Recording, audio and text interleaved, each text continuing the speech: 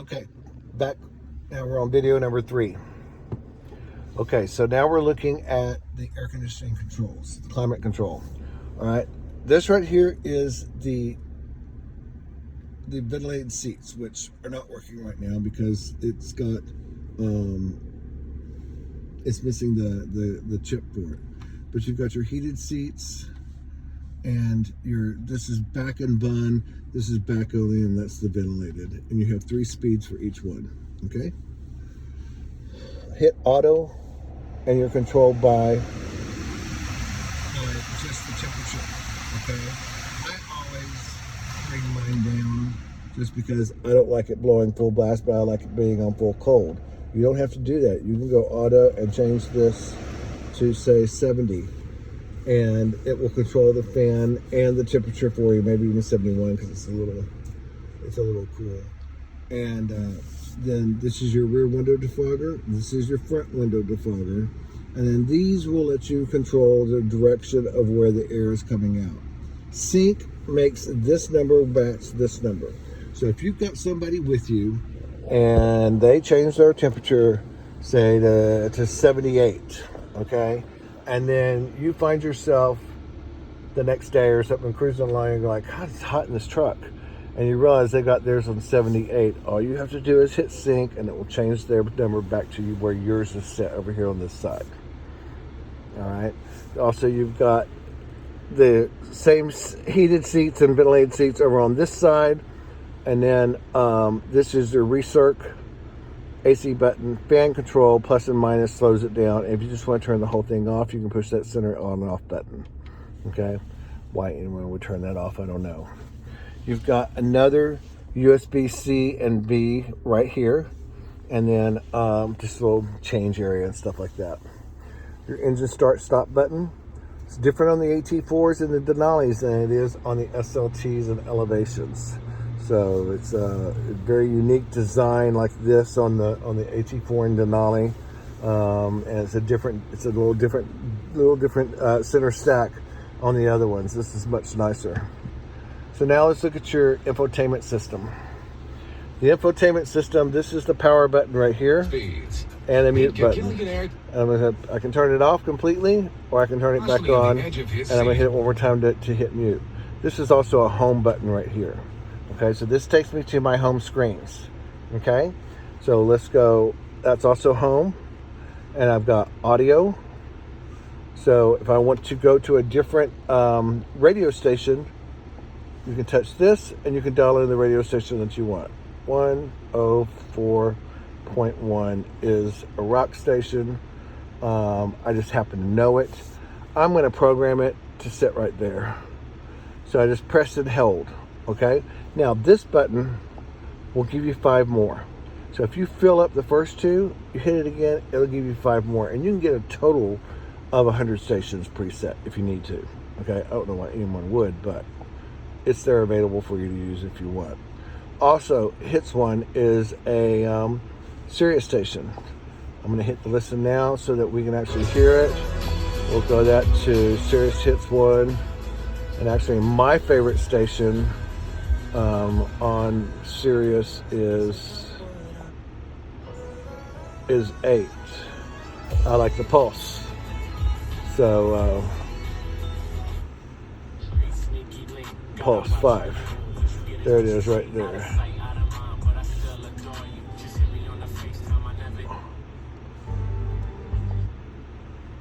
There's the Pulse. Okay, so, and I'm going to program it because maybe you'll like it too. But if not, you can always, get a number of stations off of Sirius the way that you want them. Also, if you want to sign in on Google, you can. You don't have to. Google, this little screen here lets you do a couple of things. You can look at maps all the time when you're on the radio. You can look at your trailer status, or you can just have a clock, just like that. Okay. So, volume control, remember, is also on the back side. If you go here and touch this button, that'll give you your maps, and notice the maps go full screen there. Notice this little triangle right there. You can touch that and do the split screen where it's smaller and have the clock visible again, or you can make it a full screen. I like full screen. I think full screen looks really cool. As big as these screens are, why not? You know? Over here is your phone. Touch this button to pair your phone. What you're gonna do to pair your phone, you're gonna hit manage phones, you're gonna go to your Bluetooth, and you're going to look for My GMC, and you're gonna touch add phone, and then whenever My GMC pops up on your Bluetooth screen, you're gonna touch it, and you're gonna follow the instructions. Make sure you enable CarPlay so that you'll be able to use your phone's functions on the screen, okay? Cancel this out, and trailering app, if you decide to use the trailering app, you can go into there and it will give you the ability to create new trailer profiles. Read the owner's manual if that's something that you're interested in doing, okay? Back to the home button, we have audio, maps, phone, cameras. Touch your cameras right there. Now, this is what's great about one of the features on this truck. Notice that the little yellow button here, see the little yellow light? If I touch this again, it goes to the bottom one. The top light is for the front camera, the bottom light is for the back camera. So over here, we've got a front view of the truck in front of us, and this is behind us. If I move over one, I've got a top-down view of the back, and then a top-down view of the front. I like this for whenever you're parking in a parking garage, because that way you don't have to kiss the license plate with the wall. Then over here, you've got your front tires, your back tires. Look at those little bitty tires. And then this is a trailer hitch down view so that you can line up to a trailer hitch when you're backing up to a trailer. Push this button here. You can also see your bed view, so you can actually see into your bed. And notice also, not only does it give you the bed view, but it also lights up the lights for you as well. So if you've got a load back there, it's going to light everything up for you. Okay, go back to this button here, and we are back to our regular view. Okay, and notice this 360 view, you can turn that off right there to go full screen, but I like the 360 on so you can always see what's going on. So out of there, and then the last thing I want to go to is I want to go to settings. And we're going to go to vehicle, and you can do some of this stuff yourself if you want, okay? But buckle to drive. Right now it's set that I'm sitting on a seat belt that is buckled in, because it will not let you drive without having a seatbelt on. You can turn that function off by changing that feature right there. All you do is touch it, and now it's off.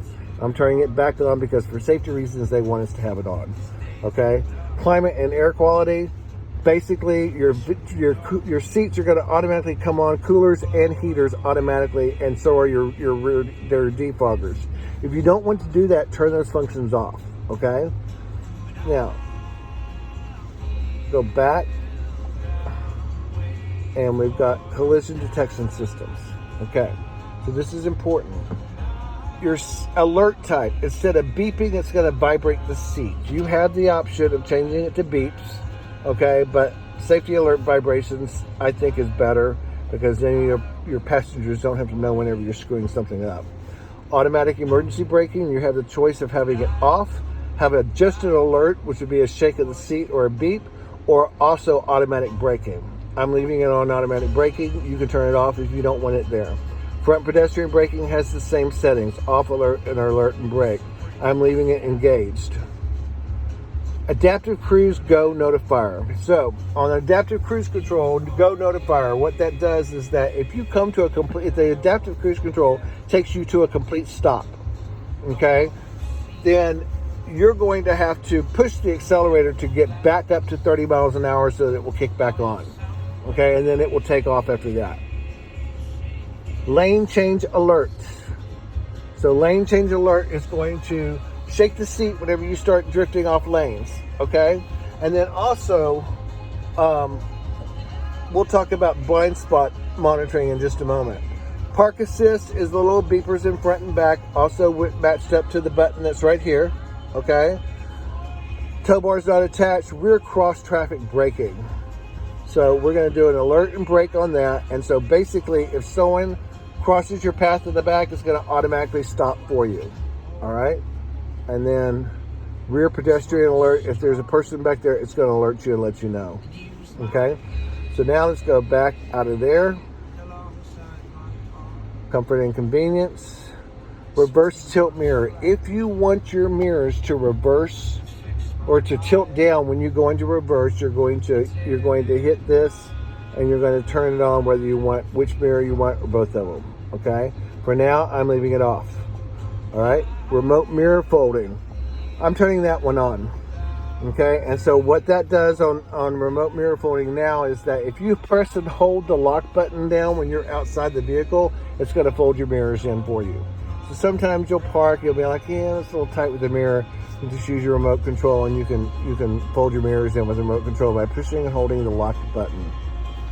Okay?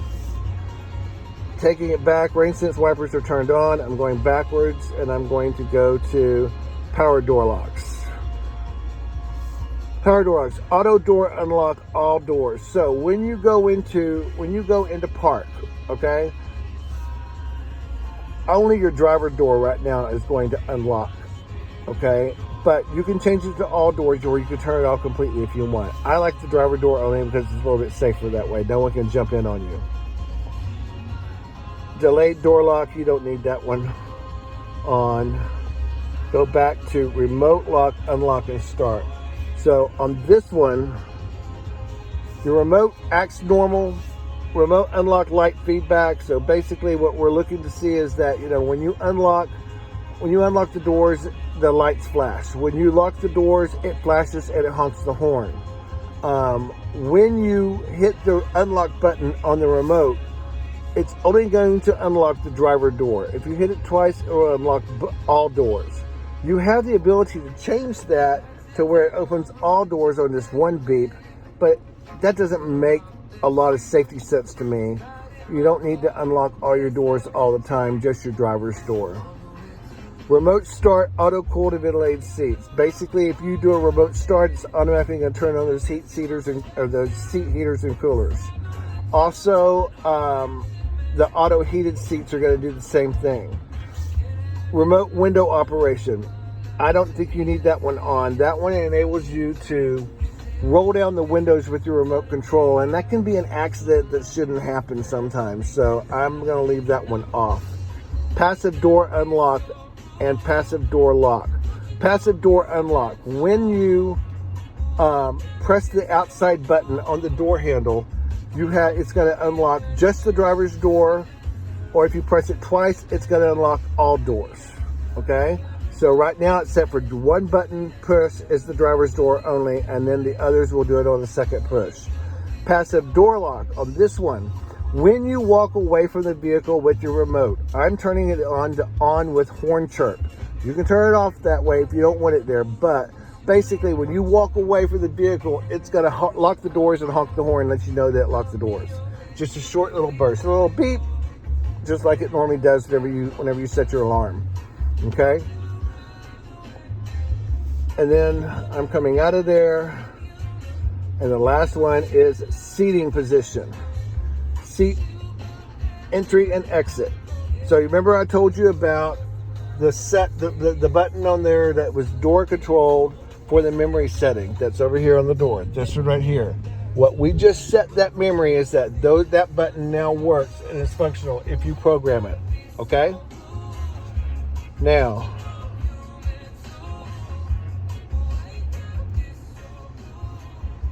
that's everything you need on there. So remember, you've got a mute button here. Okay? Lastly, when we get to the cab here, we're going to look at a couple more things just real quick. This is your camera mirror. Flip that forward for a regular rear view mirror. Flip it back on to be able to see a camera view. Up top here, you've got your sliding back glass window in the back that controls that. And these are sunroof controls. So this opens the sunroof. And then we're going to close it again.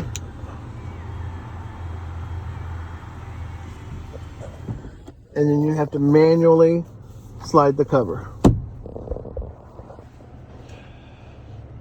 Last but not least, let me just get through this. This is the small glove box right there. And then in your big glove box, right here, you've got your owner's manuals. You've got the extra lug nuts that came with the wheel locks. Let me just show you this. All you need to keep is the lock, which is this right here. The rest of the stuff you could throw away. Just keep that. What I normally do is get a mismatched sock out of the dryer and throw that in there and shove that in the glove box. Okay?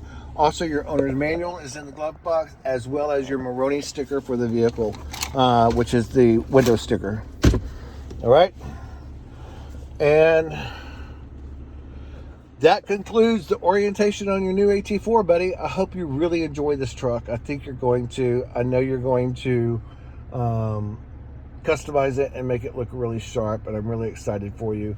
And I know we had some hiccups along the way, but I sure do appreciate you working with me and staying the course with me and giving me the opportunity to sell you this vehicle. So best of luck to you, and keep in touch with me. Take care. Bye.